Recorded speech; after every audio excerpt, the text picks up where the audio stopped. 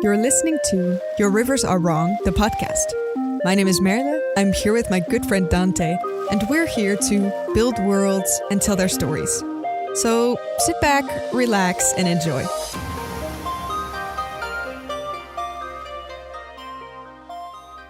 Good morning, or evening, or afternoon, whenever you may be. Welcome back to the Your Rivers Are Wrong podcast. I'm one of your hosts. My name is Dante. And I'm the other one, and my name is Merle. And we're here as we are every week to talk about the wonderful whimsies of world building, the arts and aesthetics of setting up a setting and telling stories born from it.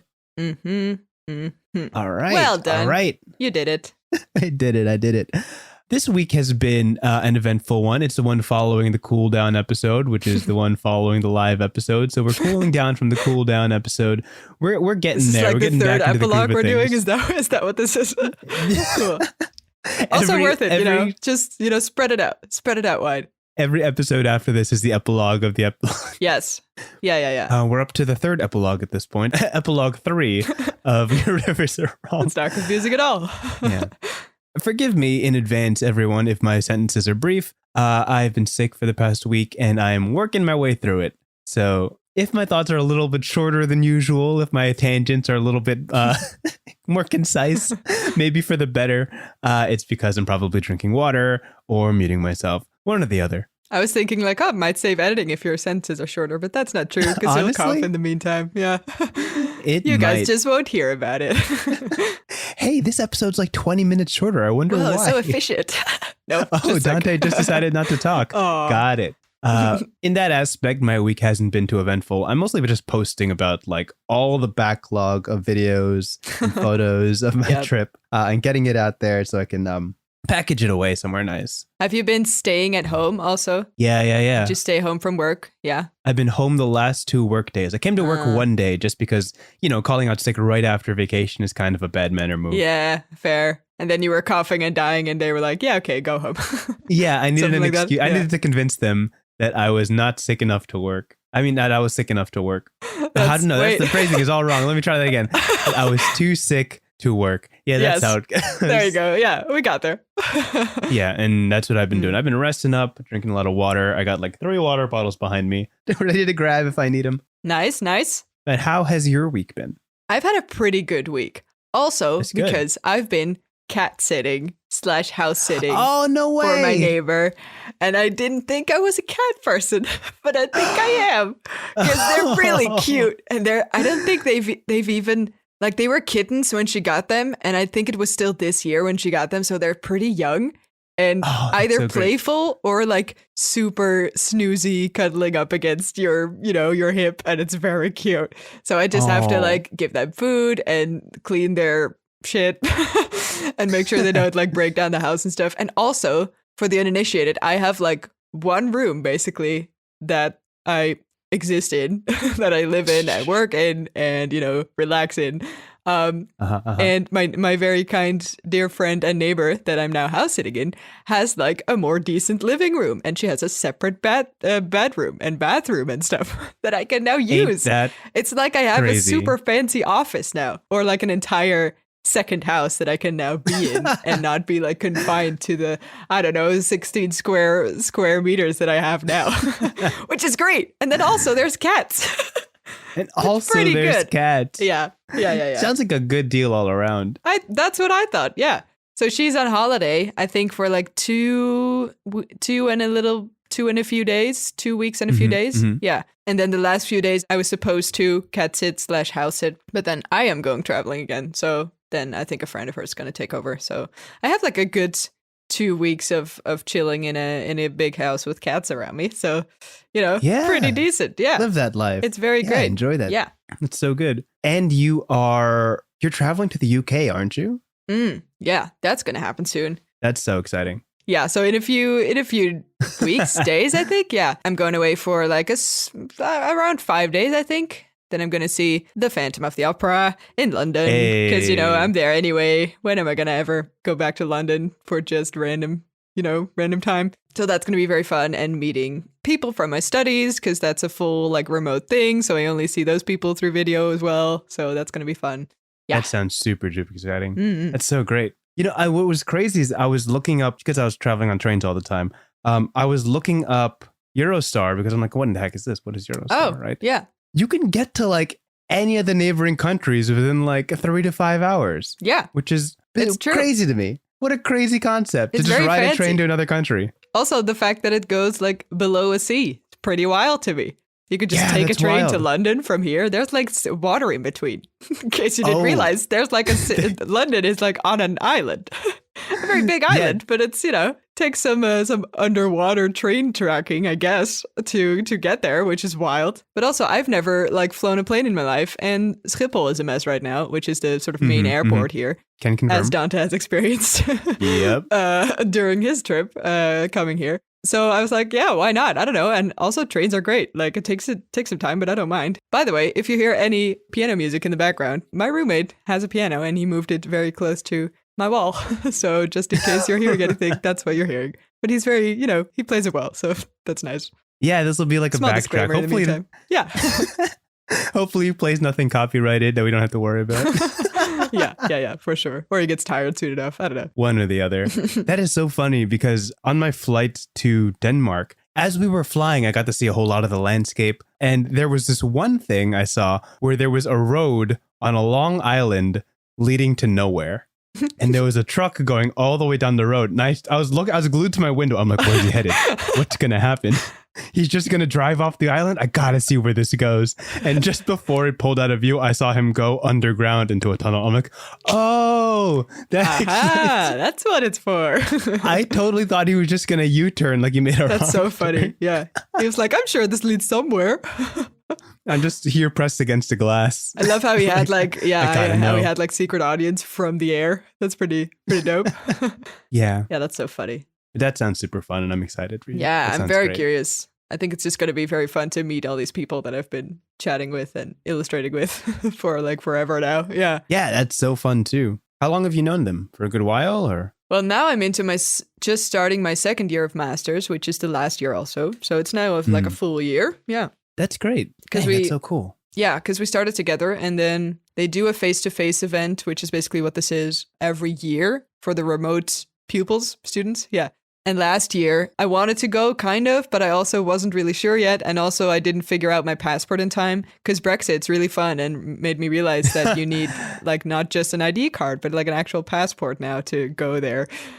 So then I was like, oh, wait, this costs me like 70 more euros and like 3 weeks of waiting before I can do this. And then the event is happening. So that's not going to work, even if I wanted to. So this year I was in time, which is good. But yeah. That's good. That sounds super fun. Yeah, it's going to be great. I'm very excited. Dang, that's so cool. With that, I suppose we'll jump into the topics for today. Every time we have this podcast, we each bring a topic to the table. I bring a topic, Riley brings a topic, and we close out the episode with a prompt. I believe you're starting it off this week. Is that correct? I always trust you more than I trust me. So if you say so, that's what it is. Yeah. I think so. Okay. I shall start this off then. I don't have no bridge for this. I always think like, can I tie this in nicely? And today I can't. Yeah, how are you going to do a bridge before like... I don't know. Maybe we were talking about something like, okay, so we talked about water and about like going underwater. That's, there's my bridge. I want to talk about mermaids.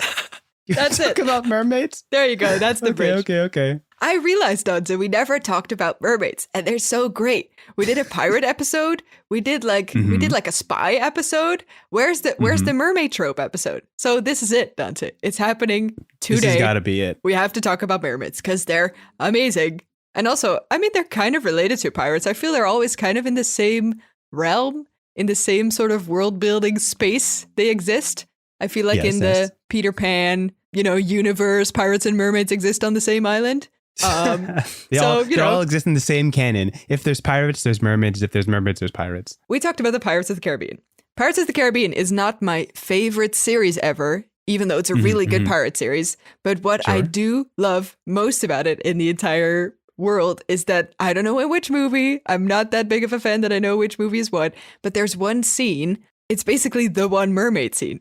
that I've looked up on The YouTube one and watched Sure. back for like a bunch of times because it's just so good. It has everything that a good classic mermaid scene needs to have. It's like the sort of eerie waters, kind of the Lay it old on school me, lay it pirate on me. vibes, you know, Yeah. being in rowboats, not really sure where they're going. Um, there's also like the fact that they're slowly popping up out of the water and they're slowly coming Of closer, course. and you're like, is this a creature? Is this a? And they also kind of know that they're mermaids because it's a well-known concept, but then still the whole sort of voice and the quiet and the fact that they're all like super hot, obviously. Of course. Guess it's part of the Naturally. trope, you know? Yeah, well, we'll take it for granted. Mhm, mhm. And then the fact how they slowly sort of become very dangerous, because this is the thing that's the most amazing thing to me about mermaids is that it's the combination of like super cliche, like feminine. I don't know. It's kind of the Like one part sex appeal and then the enchantress other part is starter, like yeah. horrible monster, which Mhm, is could be like a weird fetish, but in this case it's very like cool. You know what I mean? It's like a very cool combination. Usually of things. it's in this case it's cool. In this case it's cool. Yeah, Let it be known. exactly. Yeah. Not going the other way. Yeah. So I think that scene is very much for me what I instantly think about when I think of mermaids. You see this sort of shot from under the water, kind of Jaws style, right? Where you see this sort of I'm making motions now because we have video on, but you guys can Yeah, see that. yeah, So I should describe this properly. Like an underwater shot from like under the water, seeing the legs or the boats or something on the surface, and then the sort of fish tails swirling around, slowly coming closer, and it's very eerie and gorgeous. And you have like this sort of ominous angel-like background siren voice going on. Yeah, this is Right, the right. jam. It's great. I Oh, love the mermaids. song scene, the one with the song in the back. Like there's I like a think so. thing playing in the There's background. a lot of them, and then they're all blonde and like sort of popping out of the water, and then one of them gets pulled in or something. Right. I don't know. right. It's that one scene, the mermaid scene. I don't know how else to Got describe it, but it's awesome, and I think that's kind of what I instantly think of when I think of the sort of classic, or I guess the trope done right, I should say. That's good. Yeah. Do you have any specific mermaid characters or mermaid stories that you think of instantly? There's a couple of them, but definitely that one is the most condensed version of everything about mermaids, right? Obviously, there's the Little Mermaid that comes to mind, and the whole yes. making a deal and wanting to be course. on land, the limitations of having fins and flippers and all that. There's also an arc in the anime One Piece that centers all around like a fishman community, and like the princess is a mermaid as well as a speaker to like all animals. So she has this great power that she can like talk to great communities and all that. Right. The scene with the mermaids, I think, is fantastic because it taps also into, I think they're called sirens. Like sirens Yeah. are the kind of singers on the rocks kind of thing, where Yeah. they lead you to crash into these things hidden away from sight. And I love the little balance that they have between like, they're very beautiful, they're very enchanting, but oh, watch out, you know, the whole sailor's tale, like Of course, yeah. the sea is dangerous, everything here is dangerous, even things that are pleasant are dangerous. And like it's kind of like a living embodiment of that. Yeah, for sure. Yeah. And I think a very important element of this as well is the lack of understanding. Like they're very human-like, right? But they're not humans. They have No, they not have at all. like fish tails for legs. That's not Famously, yeah. humans. Yeah. Famously And not human. Yeah, famously not human. That's perfectly well said. But I think also the fact that you never quite understand them, that they just have sort of this idea of, I mean, they're kind of faking it, right? Like they're being this Yeah. sort of, I guess, damsel in distress kind of thing where they're like, "Ooh, are you my sailor? Are you gonna save me? Or I don't know, help me or be my boyfriend?" I don't know. I don't know how mermaids work. But the other part is Something that like they're that. killing you and, you know, dragging you underwater. And it's a strange combination that's not very... They're basically just monsters having a sort of tactic for hunting their prey. That's kind of what it is. Right. And the tactic is being or appearing human, which is weird because usually we just see the human part. And then, of course, as you were already saying, you have the sort of nice version of mermaids, right? Where we're thinking Ariel and we're thinking, oh, she just wants to be a human. She's actually more human than fish. Wow, great. Good for her.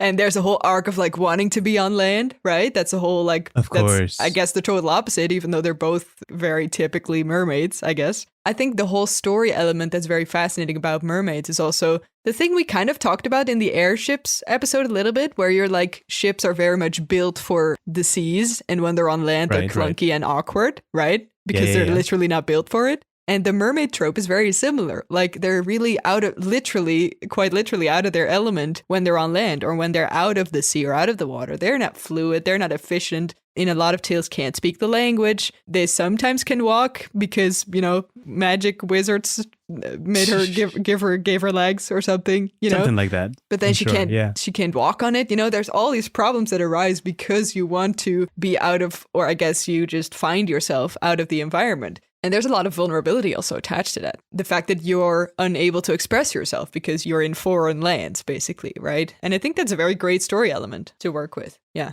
Yeah, I think that when mermaids are less monstrous or more personified to be something like relatable or more of a character that you want to understand better, you play a lot into the fact that their life is entirely different, right? Like living underwater has so many different things you have to factor into than living on land. And the dichotomy of like, oh, what do you eat? How do you sleep? Where do you go? What do you do for fun? The people you know. Yeah. Like all of that stuff is markedly different and always an interesting conversation because they always play up, we don't eat fish. Those are friends. We're vegetarian. That kind of thing. Yeah. Or we eat sailors and we're not telling you. One or the other. We're not cannibals. We don't eat fish. We just eat sailors. Yeah. We just eat sailors. We're not eating our own kind. Therefore, not cannibals. Not cannibalism. We're civilized like that. Of course. You guys eat fish all the time, and we don't complain about that. How dare you? Yeah. Yeah. That was like my cousin on the other side. That'd be the funniest shit. Yeah. But yeah, like the sheer shock value of the difference in the lives of people who live on land and people who live in the sea is always such a fun conversation. And I think mermaids look just enough like us that we want to know their lifestyle. I feel like mermaids, because they're like half human, they're easier to personify than just like pure fish monsters or anything else living in the sea. Like, there's obviously a litany of monstrous creatures that we could tap into for this conversation, but mermaids are human enough that we can see them as friends and not food, Yeah, that kind of thing. For sure. I mean, yeah, in terms of like tapping into other monsters, there's all kinds of like half-human monsters, right? We could talk about centaurs. We could talk about all these, what are the other ones, like fawns and stuff? Yeah, fawns, or satyrs. Yeah, mm-hmm. That just have like the top human part. This, by the way, super stupid side note, but I think I saw a sketch once where someone was like doing a mermaid's tail, but instead of being like classic mermaid, he was just legs with like a giant fish head on his face. The other the funniest shit. The parts. And you're like, wow, this is not endearing at all. This could have happened. This could have been the thing. I'm glad it's not, because it's awful. Yeah. Yeah. Wow, this is bad. This is really bad. Yeah, for sure. I also want to plug, by the way, a very, very awesome, pretty recent Dutch children's novel that is one of my all-time favorites and done by an illustrator that now is a writer because she just had a story to tell. It was amazing. Yeah, it's great. And it's translated in English, so that's great for the English folk around here. Where also a very great, tiny spoilers, I guess, a very great mermaid element is part of it. This whole book is feeling a little bit kind of old school fairy tale, grim kind of vibes, right? Which I already love. So, it's kind of obvious that I love this book at this point. Yeah, right in your wheelhouse. Yeah, absolutely. Exactly. Yeah, could fit in my bookcase perfectly. And it does, because I bought it. Anyway, this story has one character. There's basically two kids in here that are kind of the main characters.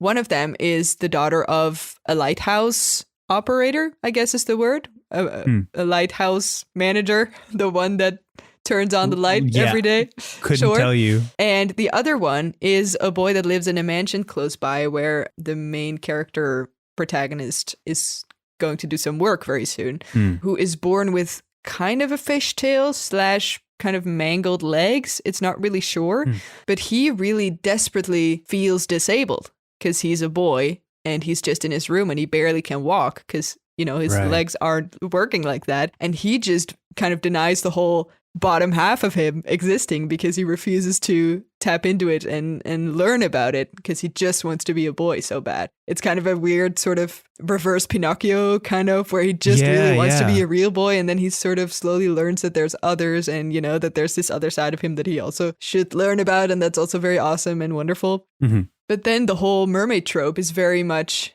the kind of out of your element thing that I talked about earlier is kind of going to the extreme in this case, right? Because this boy is just in his room. He doesn't really want to be seen by people because he's so embarrassed. Of course. Which also makes him very lonely and frustrated. And I think all those things are somehow very much related to the mermaid trope, but also done in a very unique way because he's just a little kid being homeschooled and stuff. And he's a very real human character. So exactly, yeah. It's almost tapping into the idea of looking at it as a disability on land, which I think is also very fascinating. And, you know, we have this sort of classic Little Mermaid, Hans Christian Andersen version of the tale where I think as soon as Ariel gets her legs, she feels as if she's walking on glass or something. Right. Like it's supposed to be super painful to have legs and stuff. And she loses her voice and she goes through all this, I guess, sacrifice and trauma and stuff to be able to like live on land. Yeah, I don't know. There's a lot of elements to that make really great stories. And as we've established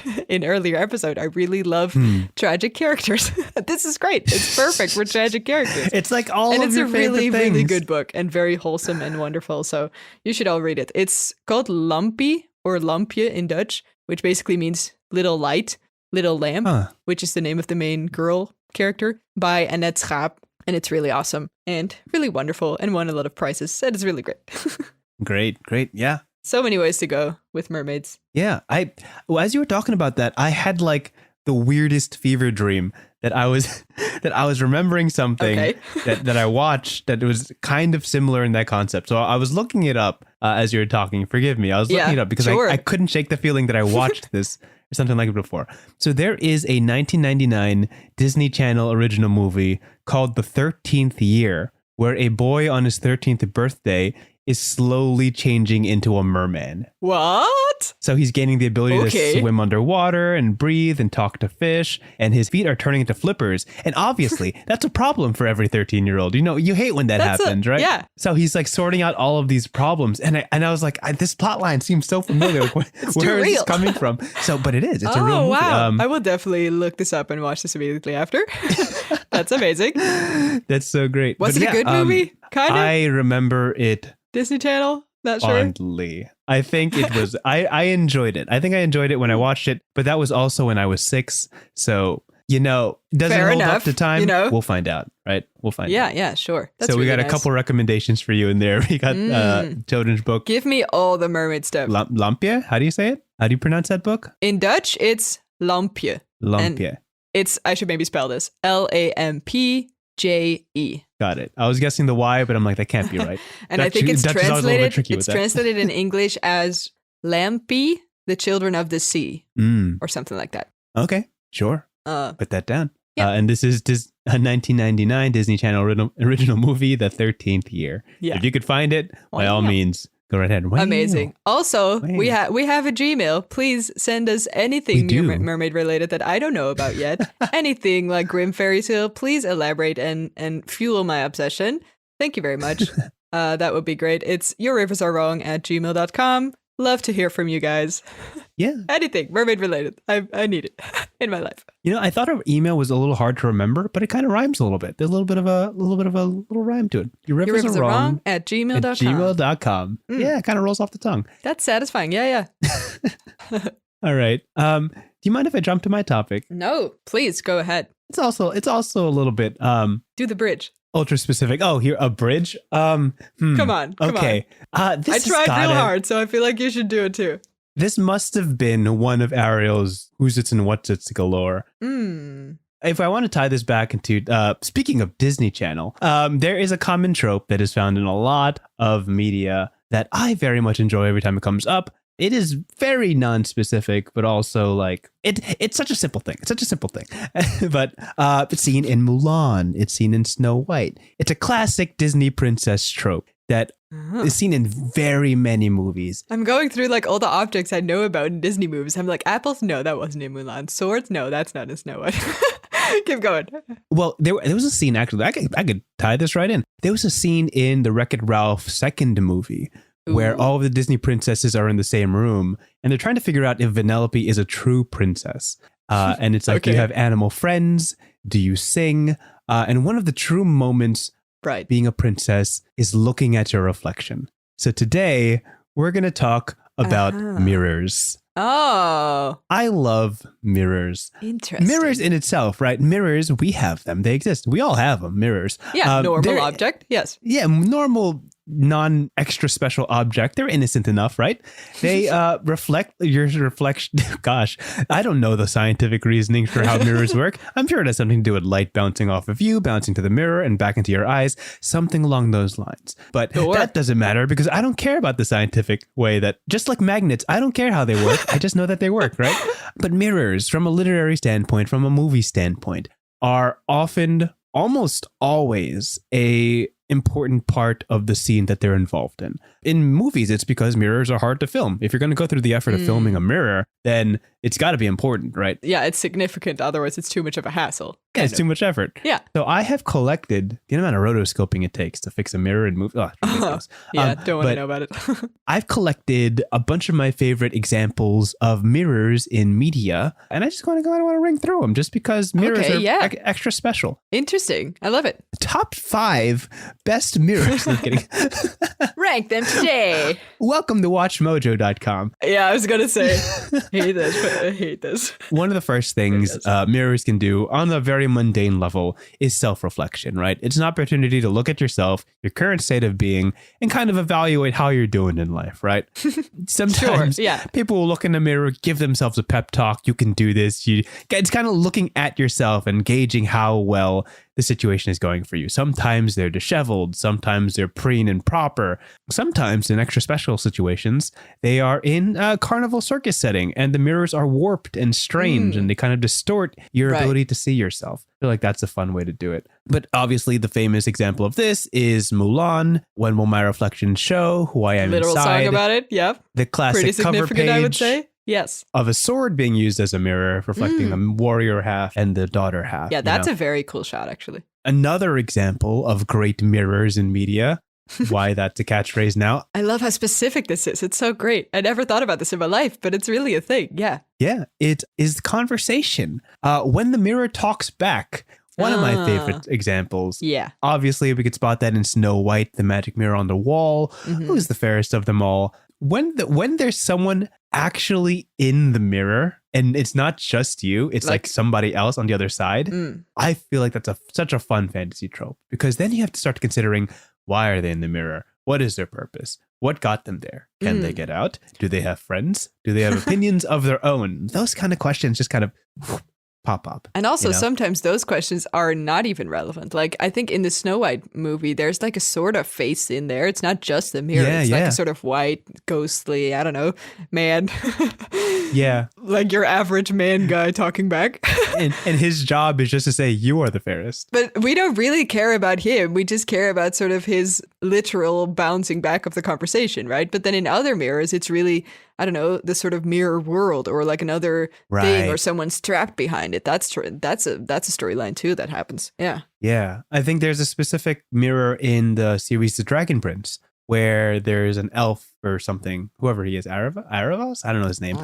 But he continues to speak to somebody on the other side of the mirror, kind of teaching them, mentoring them in the ways of casual evil. You know, it's like you learn a couple things here and there. And there's something very strange about the idea of somebody you can talk to, but they're kind of trapped, so they have to talk to you. It's kind of a weird situation where it's just like, am I a captive here or am I actually providing you counsel? In the two examples I know, it's almost always they're trying to mentor you or teach you something. Like what's her face? Was asking who's the fairest of them all, and he just knows the answer. That's just what he does. He's just a magic mirror. There's no explanation as to how he knows. And suddenly he realized, oh, now suddenly this other woman is more beautiful than you.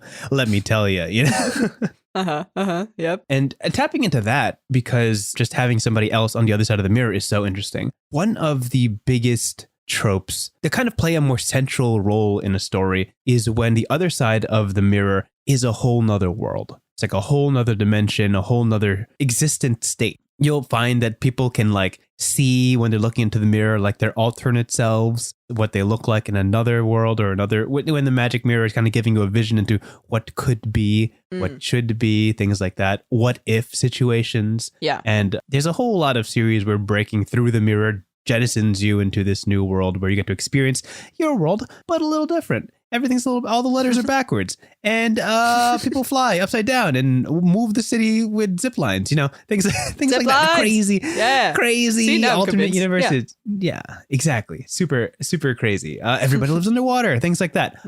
Mirrors are kind of a understood vehicle to transporting people to see things that they don't usually see. Mirrors have been established in the norm as showing you what exists, showing you exactly what is present, and not like mirrors don't lie. They're very factual. They're very obvious. But when they do show something different, that is when it becomes significant, and it's always worth tapping into. Should I just go through my whole list because I have like 2 more things? I mean, yeah, go for it. Sure. I'm just listening at all. There's only so much to talk about with mirrors, so I'm gonna burn through it all. The fourth thing on number four on mirrors in media is when mirrors show true selves. This is when somebody glides past a mirror and the audience can see, but obviously nobody else catches it, that their reflection looks ever so slightly different. Maybe there's that's a good one. Wisps of smoke on their shoulder, or gleaming red eyes, or no reflection at all. Or they've aged. Yeah. Ooh, or they're older. Like it's that concept of that I just mentioned, that mirrors reveal truth, right? Mirrors don't lie. They have no reason to lie. So when people walk past it, a very brief glimpse of their true selves is revealed. Sometimes it's more bestial or more monstrous, or as you said, old or wizened, wizened. I don't know how to pronounce that word. Sure. It's always a fun little thing to give the audience a perspective on what that looks like real quick before tapping back into the story. I think also very often this is also just used as one form of magic, but then because it's, I guess, centered or concentrated in a mirror, it feels like the whole mirror is very like specific. The specific example I have in mind is the Harry Potter one where he sees his parents, I think. I kind of forgot how it worked. Was it like a thing where it's like seeing what makes you most happy or something? Yeah, the Mirror of Erised. Right. Which is actually number 5 on the list. That's perfectly fine. Perfect. Yeah, you got it. You called it. Hey. So the Mirror of Erised in Harry Potter, Erised backwards is desire. It's just looking at the word desire in a mirror. Shows you what you most want. Shows you what you most desire. And Harry Potter saw his parents in it. It taps into the idea that, again, mirrors reinforce truth. Therefore, you can see the truest thoughts or the truest ideas of the person's mind. They're very often used for insight into what's going on in places unseen, whether it be like in your mental or hidden by illusions or guises or things that are not so obvious in reality. It's what people use the mirror to make it clean. That's why often mirrors in fantasy settings are used as tools of divination or portenting or seeing what could happen, what could be the future, allowing you glimpses and visions of things. And also a very practical thing about it is that it's, talking as a graphic designer, I guess, over here, is that it's the most visual thing in the world, right? It's the most obvious metaphor for sort of seeing something in another light or like looking through the window of something metaphorical. It's literally what a mirror can do. And because a mirror reflects the usually main character, or at least someone who's in front of it, it always has a relationship to that character. So if you're looking in a mirror that's enchanted somehow, or that shows the future, or that shows your loved ones, or that shows your true self, or any of those things, it always says something about the main character. And as you were saying, because they can't really lie, or because, they're enchanted in a certain way, it's also just a sort of magic spell or a magic property or whatever. It's very truthful on a very specific level. Like it only shows that specific thing. It reminds me of the D&D spell. Oh, I forgot. I think it's True Sight or True Seeing, where you can see when people are disguising themselves. So when people are magically pretending to be someone else or looking like somebody else. And then if you cast the spell True Sight on someone, you gain the power, I guess, to see their original form. Whether they are disguising themselves or not. You have just one sort of specific ability or skill, I guess, that you can access through a mirror. And because a mirror is literally a surface that can project or show you visual things, it's very nice to use as a sort of storytelling tool because you can literally describe what's there. Of course. It's like a TV, right? Except for like magic TV. It's a magic TV. Magic TV. Yeah. Yeah. And because that, it also ties in a little bit into the idea of the show don't tell, right? Where instead of where a magical wizard tells you, but I can see your true self. You are actually a dragonborn person and not, you're presenting like you're being so human and you want to fit in so much, but actually you should embrace who you are because I can see your truth. You know, that's interesting, but it's a whole like monologue. And if you can just see that in a mirror, I can describe how it doesn't fit and then the impact will come after the description. Exactly. Kind of, right? It's literally world building because you can visually see it and describe it as part of your world instead of that someone is explaining or making you understand that you are something else or that you are, well, whatever it is that the enchantment is, right? Like it's a very good tool for storytelling, I guess, to use because it is so visual and it is very much a metaphor that can present itself in the most obvious way, right? Which is great because then you can explain all these sort of interesting concepts without having to have someone be there to say, this is how it works. You can just give them a magic mirror and then they can see it for themselves. Yeah, I feel like everybody on a very foundational level understands what mirrors represent, right? When you look into a mirror, there is no deception involved, right? Like you look into the mirror in your own room and there's nothing in that mirror that is not true to life. Unless you have some weird like circus mirror in your room for whatever reason, then that's totally different. I think like at the core of it all, right? Mirrors that we have in reality, in our own lives, they kind of already inspire this sort of whimsy and wonder. The fact that you can see an exact version of yourself somewhere else projected onto something else. It gets your mind thinking, like everybody when they're young, they like tap the mirror and they can see like the other side move and you have like, you kind of trace your finger along the surface, like, they're doing exactly what I'm doing, you know, that kind of thing. That little amount of whimsy from way back when carries over to bigger tropes and bigger concepts. And like you said, show don't tell, that is so fantastic. Because if somebody passes by the mirror and sees something strange or unusual or out of the ordinary, it's significant. Nobody has to say anything. It doesn't have to be vocalized or expressed. It could be wordless and the scene can just continue. For sure. And it's even greater if it's a personal thing, right? If I can't see that in your mirror, but you can because it means something else for you. If we're talking about the Harry Potter mirror, right? The sort of obvious example where Harry sees his parents and then somebody else sees, I forgot the other ones, but doesn't see that. Yeah, has a different, I guess, interpretation or manifestation of whatever's in the mirror. So you literally can't see what the other person's seeing because magic.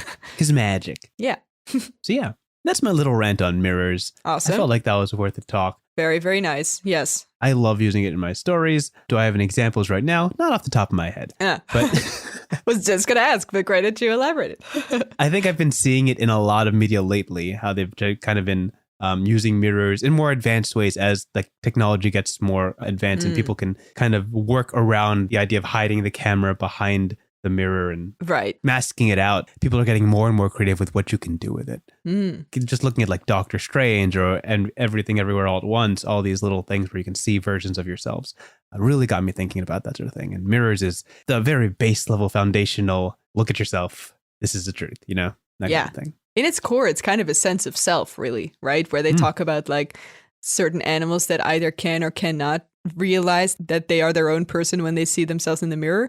Like some dogs would like bark at themselves because they think it's another dog. And then I think elephants or something are able to realize that the reflection is themselves. And it also says something about intelligence or like the sort of individualism of an animal. I don't know. It's very fascinating. Yeah. Tiny side That's tangent. really cool. But yeah, at its core, it's really sort of your reflection and whatever that means. And you can, let loose all kinds of magic or story related things on it because it's such a great base note to play around with. Yeah.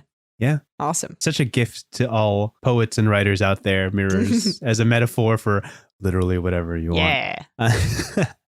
All right. With that out of the way, I think we're going to jump to our prompt of the week. Every week we have a prompt tossed from one to the other to improvise however we see fit. I believe you have the prompt this week. Is that correct? Yes, that is correct. Wonderful. Indeed. I kind of have two options now because I'm also very curious about, the Mirror Man from Snow White. Because I'm kind of like, where does he come from? Like, what does he do all day? He just sits around and wait because he's intelligent enough, you know.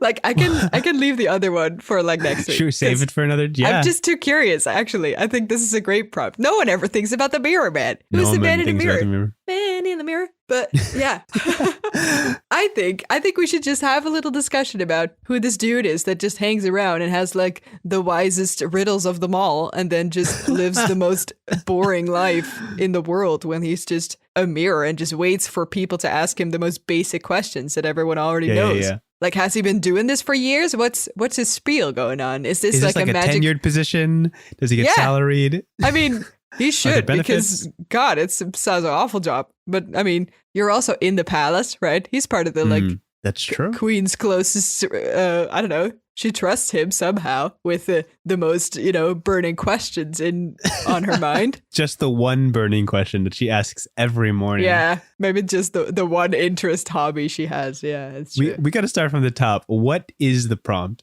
We got to iron it out and work from there.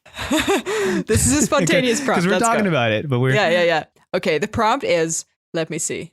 I'm so ready for this. I want to know how the Mirror Man became the man he is today. By today, I mean in the current version of the Snow White tale, right? Where he just hangs around in a castle and answers the questions and knows who's the prettiest. How did he end up in that position is what I want to know. We're asking for the Mirror Man's origin story. Is this what's happening? Yeah.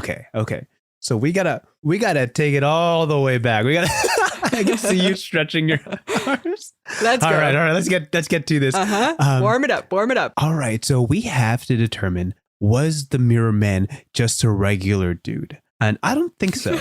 Because I don't think so. Because I think would love he has him for him to be, but maybe not. Yeah. Because he has some divination powers. He can determine who is the fairest of the land without leaving his mirror, right? Yeah. So he's got to have like a little bit of a perspective on like a lot of things. But also, maybe just before we dive in, like, is it really like a magic thing, or is it just the only people he sees? Because he just sees the queen and he sees Snow White because she's in the palace. I guess does she walk past it, or is this like a secret thing in her lair or something? No, I don't think. Because if she's around, then he would have seen her as well. Was Snow White ever around the palace? I thought he just knew. I mean, she lived there though, right? But maybe the mirror was like a secret thing that only the queen was using. I don't know. Oh, so maybe it wasn't any sort of magic power. She just kind of, because it's her stepmom. You just kind of saw her. He just saw a new girl and was like, she's better than the old one. Yeah. Dang. I don't know. Maybe. But also maybe magic, because I think it might have been a secret thing that only the queen wanted to use. Because I don't know if Snow White even knew about the mirror, Because she doesn't ask him for anything else, right? No, that's truly it. It's so. just a little ego boost in the morning. Just ask the dude trapped in your mirror. It's like a gratitude journal, sort of. But like, except you tell only me I'm you pretty only want every day. Tell me I'm pretty. Yeah. Who's the prettiest person in the world? Who wants to do that job also, like what kind of person is content with doing There's that? There's got to be some benefits. Okay, so be some benefits. What are the benefits? You tell me. Okay, so you're leaning now. I can see.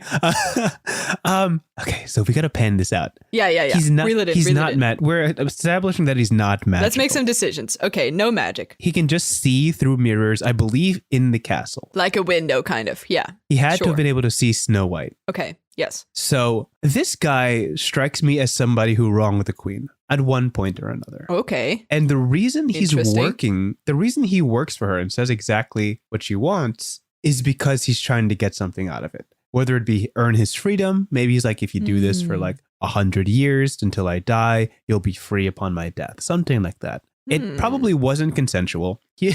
Probably not. No. He probably I don't didn't think she's agree to that it. kind of a gal. No. Yeah.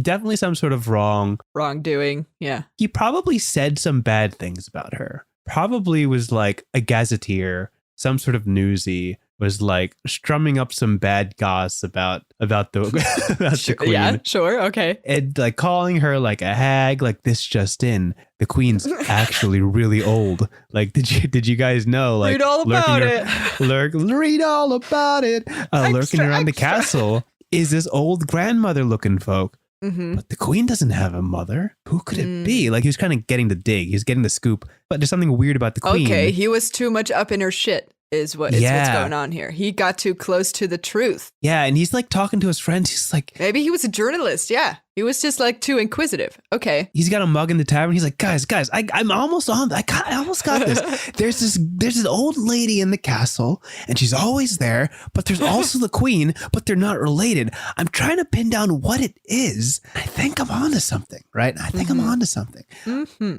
And all the guys are just like, dude, let it go.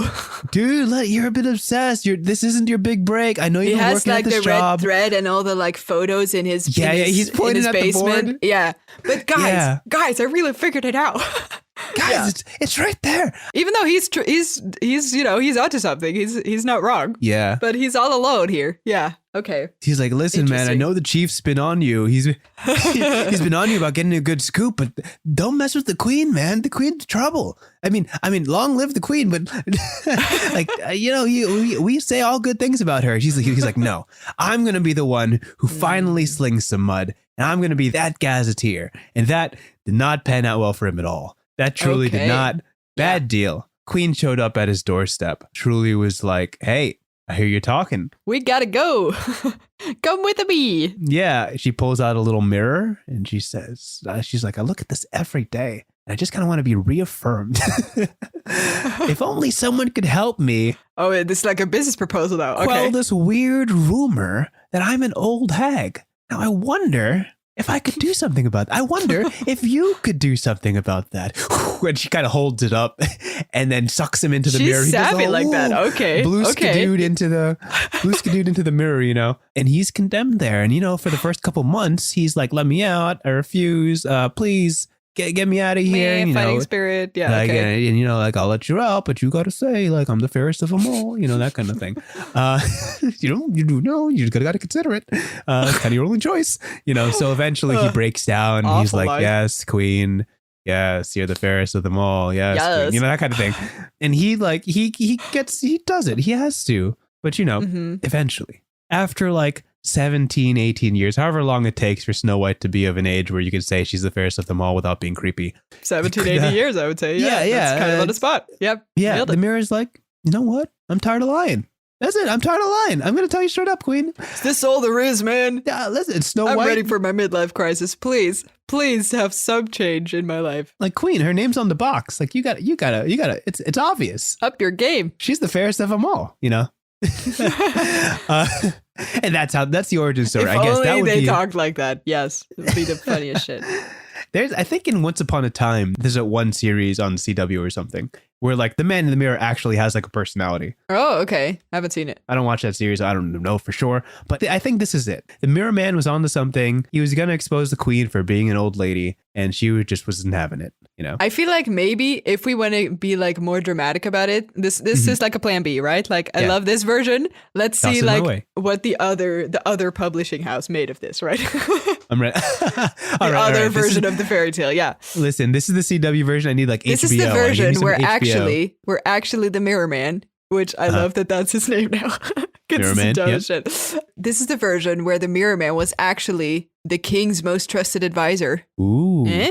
Okay. And was like very honest and how do you say that? Like true to the truth and to like loyal to the king and stuff like that. Right? Is the king still around? No, it's just like Snow White and the queen. I want to say he's super dead because they don't bring him up. I forgot how this fairy tale They never worked. bring him up. So he's dead. Okay, so he's dead. Yeah, okay. Right. So I guess the trusted advisor is super loyal to the king for years and years. And then he, remarries to this crazy lady. And then he's like, well, I guess this is my job. I got to advise you. This is a bad plan. Bad plan. Don't do it. Does it anyway. Loves them like a brother, but, does it anyway. And then the trusted advisor, same story, kind of figures it out, realizes that he actually has proof for that she's crazy instead of just the way her eye twitches when they look at him. And then the same thing happens. Like he finds himself wandering off into her part of the castle and she's like, well, maybe don't say that anymore. And kablam, he's in the mirror. Oh. Bad luck. And then, years later, things get worse and the king dies and then years go by and then Snow White gets real hot and then I guess we end up in the same spot. The important plot point, Snow White gets real hot, I mean, it is a plot point, right? Which is kind of weird now that I think about it. It's truly the beginning of her problems. Kind of gross. She gets hot. Yeah. Yeah, she can't just live her life because she's too pretty. Ugh. Bummer. That's I hate sad. when that happens. I hate when I get too pretty to live my life. Yeah, first world problem. Yeah. First Okay. world problems. Disney princess problems. Yeah, I was gonna say don't go into this. Yeah, it's That's too much. far. Yeah. Okay, I like this. What did the king have to say about it when the mirror man was trapped in a mirror? What was his deal? In your story, was the king still alive when the mirror man got mirrored? I think so, because it feels like it's weird when first the king dies and then the advisor dies. I feel like it should be the other way around. No? Sure. But did the king have any complaints? It's like, hey, you mirrored my best man. Like, You don't see the mirror. The queen don't show this mirror to anyone. oh, they just, I feel she like. just said he's died. She just says he died? This is like behind Straight the up? curtain something. I don't know. Dang. She's like, I guess he wasn't as loyal as you thought. Ooh, that's gross. Oh, Could be. that one stings. Manipulation. Oh, my best friend Mirror Man. I can't believe he just leave me like that. Yeah. Oh, I guess And I'll then he's only like, I rely guess- on your judgment from now on. Exactly. Tragic. Marriage. Marriage. True love. And that's what this podcast is all about. I get Next time How did on we end up here? next time on counseling in your rivers. Oh gosh. Anyway, Well, that was definitely a flurry of topics that we had today. we went Thank you all for tuning kinds in. of places. We did Mermaids to Mirrors to Marriage. Good All episode ends. title, though. Yeah, I was going to say. That is a very fantastic episode title. good to say out loud. Yes, love it. Okay.